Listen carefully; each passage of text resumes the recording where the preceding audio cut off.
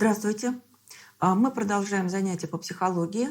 Наша с вами, так сказать, тема это тема, связанная с привязанностью. На прошлых уроках мы с вами обсуждали уже некоторые основные идеи теории привязанности, некоторые ее основания. И сегодня мне хотелось бы продолжить эту тему и показать некоторые важные связи этой темы с практикой. Итак, мы с вами говорили о том, что Джон Болби предлагает некоторую такую, так сказать, периодизацию, да, или, так сказать, последовательность стадий формирования привязанности ребенка и взрослого, и говорит о том, что имеет место сенситивный период становления, формирования привязанности. И, в общем-то, вот эта вот максимальная сенситивность, она отмечается в возрасте до 1 года. Но, тем не менее, она сохраняется до возраста 3-4 года и может даже несколько дольше продолжаться. И, в общем-то, вот в продолжении, да, тех исследований, которые проводил Джон Болби, мы с вами сейчас должны будем обсудить некоторые моменты, связанные с диагностикой привязанности, такие методы были предложены в 70-е годы и с тех пор вошли достаточно широко и крепко в практику. И, в общем-то, нам нужно будет с вами обсудить то, что касается, собственно, вот практических вопросов, связанных с вот этим явлением привязанности. Итак, вот в 70-е годы были предложены некоторые методики, которые позволяли выявлять некоторые особенности, качественные особенности привязанности. И эти особенности получили название стиля привязанности, иногда говорят типы привязанности. И эта, так сказать, работа очень тесно связана как раз с именем такой сотрудницы и последовательницы Джона Болби, Мэри Эйнсворт. На самом деле, вот уже, как я сказала, да, Джон Болби нащупал, да, вот, вероятность и, так сказать, специфику некоторых качественных особенностей привязанности. То есть она не всегда одинаковая, она имеет качественные особенности. И как раз Мэри Эйнсворт предложила некоторые специальные такие полустандартизованные методики, которые позволяют ее оценить. Надо сказать, что эти методики опирались на некоторые наблюдения самого Болби, которые касались особенностей эмоциональных проявлений ребенка, которому, так сказать, от роду примерно около 1 года, чуть меньше года или год, 1,5-2. И, в общем-то, Болби проводил такого рода исследования в то время, когда при необходимости, скажем, положить ребенка в больницу для того, чтобы полечить его, необходимо было его оставить в этой больнице. И как раз вот Болби проводил свои наблюдения, он просто садился в приемное отделение и далее, так сказать, проводил, так сказать, свое наблюдение уже за тем, что происходит с ребенком, когда он попадает в само отделение, где его лечат, да, то есть лечебное отделение. И он пронаблюдал очень интересную последовательность смены эмоциональных состояний ребенка и, опять же, обобщил свои наблюдения в некоторых вот таких вот стадиях развития эмоционального состояния ребенка в ответ на разлучение. То есть в данном случае разлучение — это что? Это некоторая такая травма, которую получает ребенок, у которого уже идет активнейшим образом процесс формирования привязанности к лицам своего ближайшего окружения. И когда эти люди, близкие люди для ребенка, начинают исчезать, то есть как бы бросают, уходят, да, ребенок на это реагирует. И как раз вот в таком обобщенном виде по материалам наблюдения Джона Болби в больницах, значит, он описал следующие стадии. Как правило, когда родители приносят или приводят ребенка, ну, в данном случае это, конечно, приносят, да, в, так сказать, больницу, в приемное отделение и должны его оставить, как правило, имеет место достаточно острая эмоциональная реакция ребенка на стремление родителей уйти и оставить его. То есть ребенок плачет, цепляется за родителей, смотрит им вслед, протестует всячески против того, чтобы они ушли. Тем не менее, значит, родители его оставляют на попечение медицинского персонала, и Болби продолжает наблюдать, что же происходит дальше после этой острой эмоциональной реакции. И он видит, что следующая стадия, вторая стадия, которая наступает вскоре после вот этой острой первой, она связана с тем, что ребенок как бы уходит в себя. То есть он перестает интересоваться окружением, он перестает общаться и со взрослыми, и со сверстниками, детьми в отделении, он утрачивает интерес к каким-либо игрушкам, даже если его там, так сказать, кладут в эту больницу вместе с какой-нибудь его любимой игрушкой. И эта стадия может продолжаться, в общем-то, достаточно долго. Она может продолжаться до нескольких дней, хотя это все индивидуально варьирует. И следующая, третья стадия, она заключается в том, что постепенно ребенок начинает возвращаться к вот такому как бы нормальному эмоциональному состоянию, то есть у него как бы восстанавливается интерес к каким-то игрушкам. Он начинает как-то контактировать со взрослыми в отделении, с детьми, которые находятся рядом. И как бы вот у него возвращается нормальное эмоциональное состояние.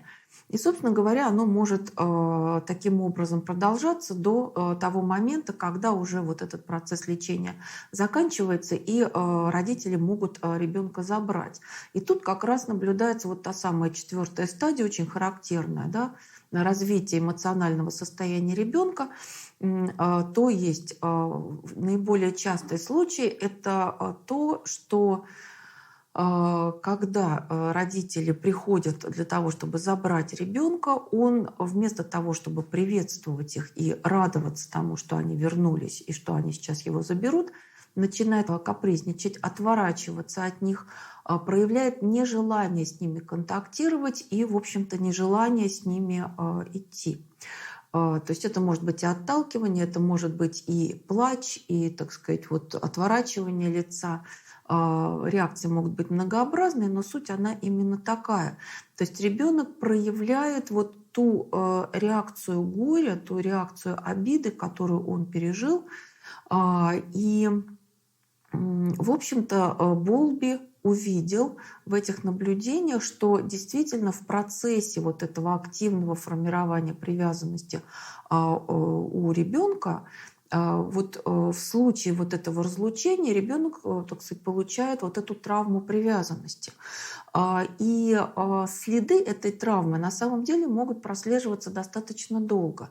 И тем более, вот мы об этом говорили на прошлом занятии, тем более, в общем-то, тяжелые следы остаются в том случае, если это разлучение оказывается очень длительным, то есть это не какие-нибудь там недели, полторы, две, там 2,5, когда ребенка надо было полечить в больнице, а это длительный период разлучения, или это вообще ситуация, когда родители, прежде всего мамы, да, бросают ребенка, или, возможно, мама умирает и таким образом вообще исчезает из жизни ребенка. То есть вот в этом случае как раз Джон Болби на материале наблюдений за своими пациентами, за людьми, которые у него проходили психотерапию, он как раз вот сделал это обобщение, что такого рода эпизоды в раннем детстве, они действительно могут откликнуться уже во взрослости различными депрессивными эпизодами.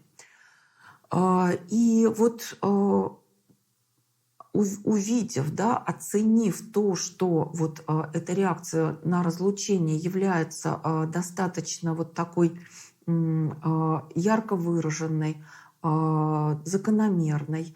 Значит, то наблюдение, которое сделал Болби, да, и опубликовал свои обобщения по поводу этих наблюдений, как раз вот этот весь материал стал базой для того, чтобы Мэри Эйнсворт со своими коллегами уже разработала специальную диагностическую процедуру, которая как раз связана с тем, что наблюдается то, каким образом ребенок реагирует на разлучение со своим близким человеком. Да, вот прежде всего, конечно, чаще всего это именно мама. И эта экспериментальная ситуация, которую предложила Мэри Эйнсворт, она получила название, которое переводится на русский язык по-разному. В общем-то, наверное, наиболее такое правильное и понятное название, да, это тест чужого человека. Иногда переводят как бы вот с английского это название, ну, некоторой такой калькой, да, странная ситуация, потому что по-английски это называется strange situation. И суть, так сказать, вот этой, значит, диагностической, значит, ситуации тест чужого человека заключается в следующем. Значит, мама с ребенком. Ребенку при этом, так сказать, очень важно, чтобы ребенок был в соответствующем возрасте, который, в общем-то, связан с прохождением вот этой как бы конца второй и третьей стадии формирования привязанности. То есть в данном случае это может быть конец первого года жизни, когда уже имеется вот это дифференцированное внимание к взрослому человеку, то есть ребенок уже знает, понимает, узнает свое близкое окружение, знает, как выглядят его близкие люди. И, в общем-то, начинается вот этот период выраженного поведения привязанности, когда для ребенка крайне значимо и крайне важно, чтобы родитель служил вот тем самым островком безопасности, с которого ребенок, так сказать, комфортно, спокойно, так сказать, уверенно делает вылазки в окружающий мир, познает этот окружающий мир и, соответственно, вот при любой какой-то тревоге, при любом каком-то, так сказать, нештатном случае, да, он возвращается на эту свою, так сказать, базу, да, на островок безопасности и получает там помощь, поддержку, заботу, защиту и так далее. Да. И это, в общем-то, обеспечивает именно комфортную, эмоционально комфортную жизнь ребенка, и ребенок все больше и больше убеждается в надежности родителя, в его любви, в его привязанности, в его заботе. И это, конечно, является очень благотворным таким фактором формирования вот социально-эмоциональных отношений. Мы об этом еще скажем в дальнейшем, поскольку это очень важно. Итак, значит, какова же вот эта диагностическая процедура оценки качественных особенностей привязанности, которую разработала Мэри Эйнсворт?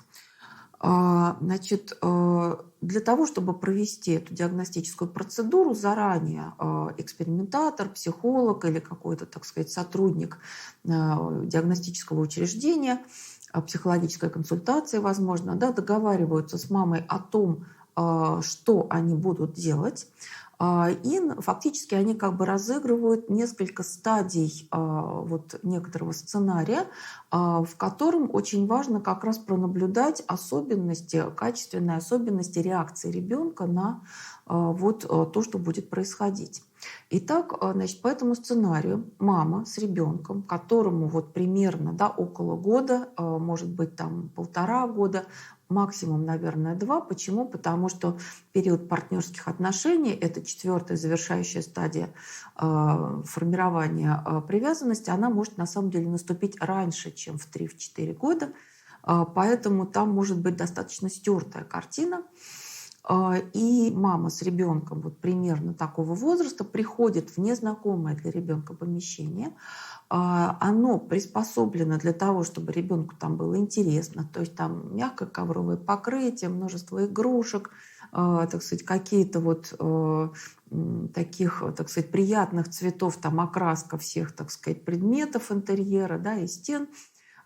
И первое, так сказать, наблюдение, которое делается в этой ситуации, в этой диагностической ситуации, это наблюдение за тем, как ребенок себя ведет, если он вместе с мамой пришел в незнакомое для него помещение. Дальше мы с вами будем обсуждать то, какие бывают варианты реакций, и в зависимости от них, какие стили привязанности здесь диагностируются. Да? Итак, первая, так сказать, стадия – это мама с ребенком приходит в незнакомое для ребенка помещение, и главное – это наблюдение за их взаимодействием и за тем, как ребенок себя чувствует, как он себя ведет, так сказать, как он себя ведет по отношению к маме прежде всего. Да? Значит, это у нас первая стадия. Ребенку дают какое-то время для того, чтобы он освоился в этой новой ситуации, и по сигналу экспериментатора мама встает и выходит из помещения на некоторое время. И дальше вот на этой второй стадии развития этой диагностической ситуации проводится наблюдение за тем, как ребенок реагирует на уход мамы, то есть что он делает, как он себя ведет, какое у него эмоциональное состояние, какие у него реакции по поводу того, что мама встала и ушла. Да? То есть это фактически некоторое моделирование реакции на разлучение. Значит, третья стадия вот этой экспериментальной диагностической ситуации заключается в том, что мама вот по специальному там сигналу психолога возвращается в это помещение, в эту игровую комнату. И дальше опять же идет наблюдение за тем, как ребенок реагирует на возвращение мамы, что он делает, как он себя чувствует, какие у него проявления.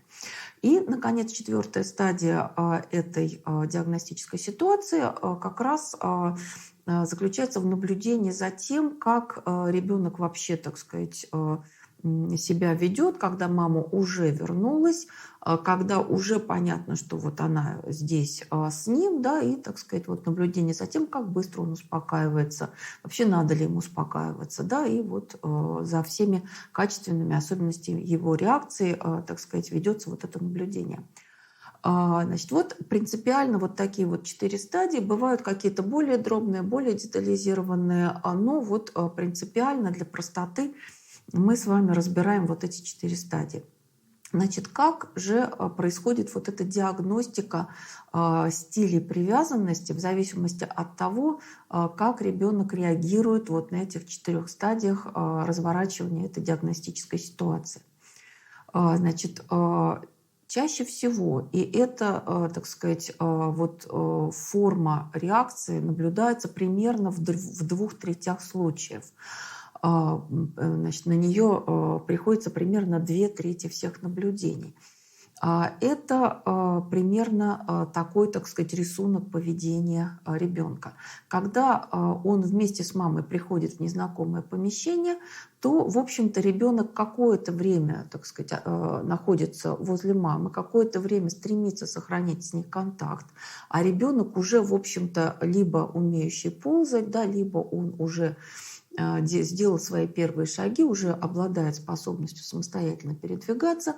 И через какое-то время, вот в случае вот этого первого, так сказать, да, стиля привязанности, ребенок через небольшое время, в общем-то, понимает, что здесь безопасно и интересно, что есть какие-то значит, интересные предметы, интересные игрушки, и он начинает чем-нибудь заниматься. Либо вместе с мамой, либо полусамостоятельно он увлекается какими-нибудь действиями. Когда мама встает и выходит, то ребенок расстраивается, ребенок пытается ее не пускать, он стремится за ней идти или ползти. И, в общем-то, проявляет вот такую живую эмоциональную реакцию, так сказать, что ему это не нравится, что, так сказать, он хотел бы, чтобы мама осталась. Но, тем не менее, его эмоциональная реакция, она не настолько как бы резкая и негативная. То есть, скажем, экспериментатор, который проводит эту диагностику, он, скажем, может успокоить ребенка, может попытаться его отвлечь на какие-нибудь игрушки, это у него получается. То есть вот это вот как бы горе ребенка, оно не очень глубокое, не очень, так сказать, ярко выраженное. Когда же мама возвращается, ребенок эмоционально, так сказать, выражает некоторую такую свою радость, приветствует маму, стремится к тому, чтобы, так сказать, к ней прикоснуться, чтобы вот с ней поконтактировать и, соответственно, довольно быстро успокаивается и либо возвращается к своим занятиям, которыми он был занят, либо там начинает заниматься чем-то другим. То есть вот такой как бы рисунок поведения характерен для стиля привязанности, который получил название «надежная привязанность». Чаще всего надежная привязанность формируется в такой любящей семье, когда ребенок действительно убеждается, что его надолго не бросают, когда для него привычно, что о нем заботятся, привычно то, что если вдруг он как-то позовет, как-то подаст голос, да, то, в общем-то, взрослый появляется, начинает, так сказать, выяснять, в чем там дело, да, чем надо помочь. И, в общем-то, это такой наиболее благополучный стиль привязанности. Я уже говорила о том, что, в общем-то, он наблюдается в примерно, так сказать, 2/3 всех, значит, наблюдений. А наблюдений сделано огромное количество уже по этому сценарию, диагностическому сценарию «Тест чужого человека». Может быть другой рисунок поведения. И он будет соответствовать так называемому избегающему стилю привязанности. В этой ситуации, в этом случае наблюдаются другие реакции ребенка, а именно какие? Да? Когда мама с маленьким ребенком приходит в это незнакомое для него помещение, в игровую комнату, возникает такое впечатление, что эта мама, она как-то особо ребенку и не нужна. А ребенку, как вы помните, да, где-то 1-1,5. Чуть-чуть, может быть, так сказать, ближе к 2. То есть ребенок достаточно самостоятельно себя чувствует, и он довольно быстро начинает самостоятельно заниматься каким-то делом, находит себе, так сказать, какое-то занятие и почти не обращает внимания на маму. И только очень внимательное наблюдение может дать основания для того, чтобы увидеть какую-то тревогу этого ребенка. То есть это такая подавляемая ребенком тревога. И в связи с этим, в частности, более точное название этого стиля – это тревожно избегающий стиль привязанности.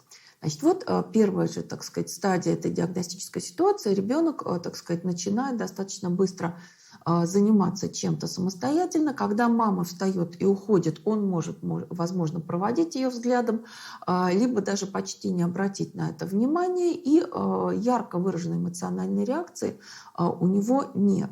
Может быть, можно приглядеться и увидеть какое-то, так сказать, недовольство, которое, так сказать, проскользнуло в мимике, но ярко выраженной реакции нет. Когда мама возвращается, ребенок может зафиксировать факт возвращения и продолжать чем-то своим заниматься или переходить к каким-то другим своим делам и интересам. И, в общем-то, так и продолжается этот рисунок поведения. И, в общем-то, чаще всего такого рода стиль привязанности формируется в тех ситуациях, когда родители практикуют такой стиль воспитания, когда дети в значительной степени предоставлены самим себе. То есть у них, допустим, детская есть, там все безопасно, все подготовлено для ребенка, там большое количество различных игрушек, возможностей чем-то заняться, и взрослые там появляются только если возникают какие-то из ряда вон выходящие события, да, грохот какой-нибудь, плач какой-нибудь резкий и так далее. И, в общем-то, это безусловный такой фактор формирования этого тревожно-избегающего стиля привязанности. Значит, если говорить о третьем стиле привязанности, который был описан в ходе эксперимента Фейнсворт и в дальнейшем при широком использовании этого метода в уже практике, это тревожно сопротивляющаяся привязанность или амбивалентная привязанность. При этом стиле привязанности, в общем-то, рисунок поведения другой. Он связан с тем, что уже, так сказать, в самом начале проведения этого диагностического, так сказать, сценария видно, что ребенок цепляется за маму и никак не хочет ее от себя отпустить. Он все время тревожится и беспокоится, что она сейчас бросит, что она сейчас уйдет, сейчас он ее потеряет. И он очень долго, так сказать, не отпускает ее, очень долго сохраняет с ней контакт, но через какое-то время он, в общем-то, действительно начинает, возможно, интересоваться с ее помощью вот какими-то игрушками, какими-то предметами в этой игровой комнате. И когда мама по сигналу экспериментатора встает и выходит, в общем-то, начинается такая неуправляемая истерика у ребенка. Он очень капризничает, он очень сильно, так сказать, расстроен. И экспериментатор практически не в состоянии как-то его отвлечь или успокоить. Когда мама возвращается, возникает ситуация, которая как раз вот и дала вот это название тревожно сопротивляющаяся или амбивалентная.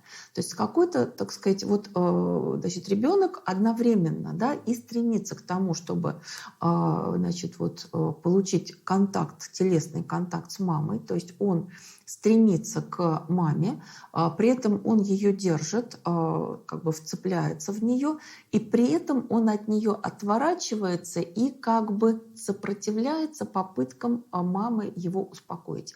Вот из-за вот этого рисунка поведения как раз этот стиль привязанности получил название тревожно сопротивляющаяся привязанность или амбивалентная. И вот эта, так сказать, история с утешением ребенка и с попытками успокоить этого ребенка может продолжаться достаточно долго. И, в общем-то, вот в конечном итоге все-таки маме какими-то серьезными усилиями удается ребенка успокоить. Итак, вот было описано 3 вот этих стиля привязанности: надежная привязанность, избегающий стиль привязанности и амбивалентная привязанность. И, в общем-то, вот это то, что можно как бы зафиксировать вот так вот своеобразным образом, стандартизовав, да, вот эту ситуацию, связанную с разлучением и с возвращением объекта привязанности. В данном случае вот психологи называют, скажем, маму объектом привязанности. И вот, безусловно, тот вопрос, который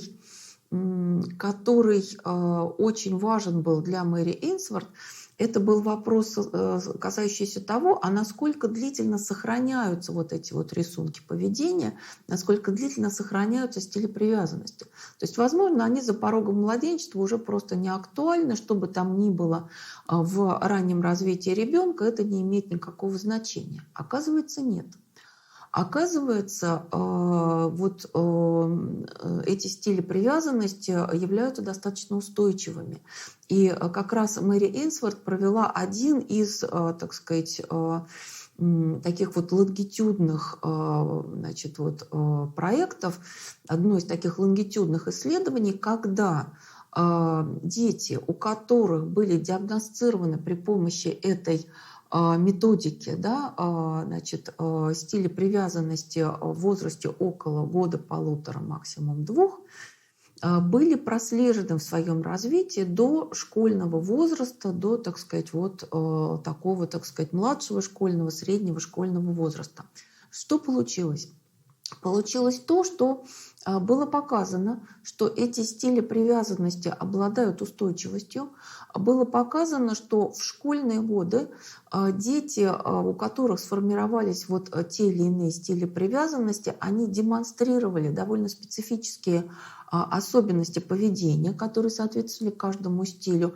И, в общем-то, это было очень серьезное основание для того, чтобы внимательно относиться к тем, так сказать, особенностям привязанности, которые формируются в очень раннем детстве.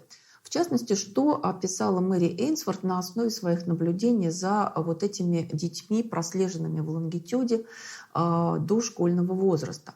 Она увидела, что максимально как бы благополучно приспосабливаются к школе, безусловно, дети, у которых была зафиксирована надежная привязанность, надежный стиль привязанности, и они хорошо устанавливают контакты с сверстниками, с одноклассниками, они принимают учителя как, так сказать, вот такую важную фигуру, да, которая может давать задания, которая, так сказать, проверяет эти задания и так далее, да, уважительно относятся к этому учителю, они понимают вообще, что к чему, зачем, так сказать, надо это все делать, относятся серьезно к учебе, и, в общем-то, имеется тенденция к тому, что у них и сама вот эта учебная деятельность, сама успеваемость, она, в общем-то, лучше, чем у представителей других стилей привязанности.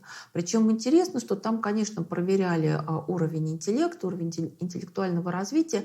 По интеллектуальному развитию дети не отличались принципиально, так сказать, значимым образом друг от друга, в зависимости от стиля привязанности. Но успешность, так сказать, установления контактов в школьной среде и успешность адаптации к школе и к учителю, да, она, конечно, при надежной привязанности была выше. При избегающем стиле привязанности и амбивалентном стиле привязанности, в общем-то, действительно наблюдались проблемы в установлении как бы взаимоотношений с сверстниками, с одноклассниками. Вот этот вот избегающий стиль привязанности, вот такое как бы стремление, да, к некоторому одиночеству, самостоятельности, обособленности, оно сохранялось. И при амбивалентной привязанности, в общем-то, были некоторые такие тенденции к, может быть, там, напряженности отношений, конфликтности отношений. В общем-то, вот оказалось, что вот эти стили обладают устойчивостью. В последующих исследованиях, когда уже теория привязанности, в общем-то, стала весьма широко распространенной, в общем-то, оказалось, что такие же стили привязанности с такими же названиями могут быть выявлены и в юношеском возрасте, и в возрасте ранней взрослости. В частности, когда психологи начали изучать так называемые стили романтических отношений. То есть когда уже, так сказать, взрослеющие, да, вот подростки, так сказать, лица юношеского возраста, когда они уже начинали устанавливать какие-то отношения привязанности романтического плана. И, в общем-то, там было выделено были выделены те же самые три стиля привязанности: надежная привязанность, избегающая привязанность и амбивалентная привязанность. И, в общем-то, вот в настоящее время мы действительно имеем такую тенденцию распространения вот этой теории привязанности на достаточно широкий круг вопросов, потому что уже изучается и привязанность человека к своей стране, своей культуре, к там вот, так сказать, вообще каким-то, так сказать, символам, да, связанным с какими-то важнейшими жизненными событиями и так далее. Да? То есть вот эти исследования, они проводятся весьма и весьма широко. Если мы вернемся к проблемам, связанным вот с этими различными стилями привязанности, да, в детство, да, то вот, как я уже сказала, значит, надежный стиль привязанности, как правило, наблюдается у большинства детей, когда проводятся так называемые как бы эпидемиологические исследования, то есть большие выборки проходят обследование и, соответственно, фиксируются результаты. На избегающий амбивалентный стиль приходится примерно, соответственно, 1/3 случаев, примерно, так сказать, по 1/6, но оказалось вот в исследованиях таких кросс-культурных, что действительно есть, так сказать, некоторые смещения вот этой статистики в зависимости от того, как принято в той или иной культуре воспитывать детей. Как принято воспитывать детей.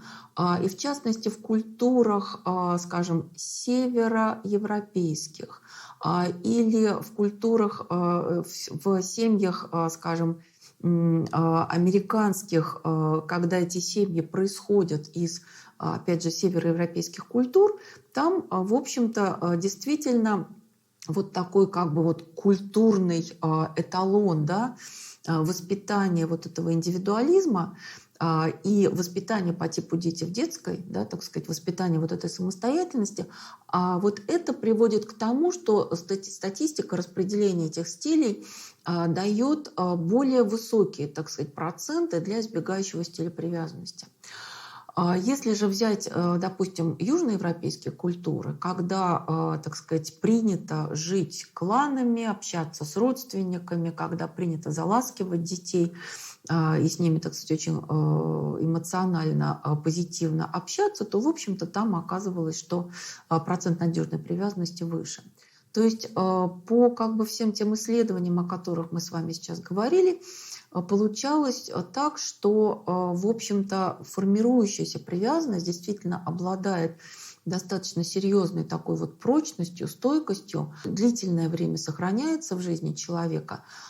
И, в общем-то, вот был такой сделан вывод, да, что действительно вот эта вот формирующаяся в раннем детстве привязанность, она является ядром, вокруг которого формируется система социально-эмоциональных отношений личности.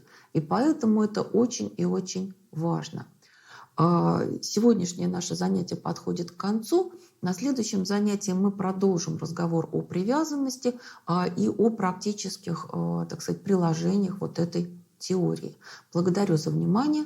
А теперь вопрос.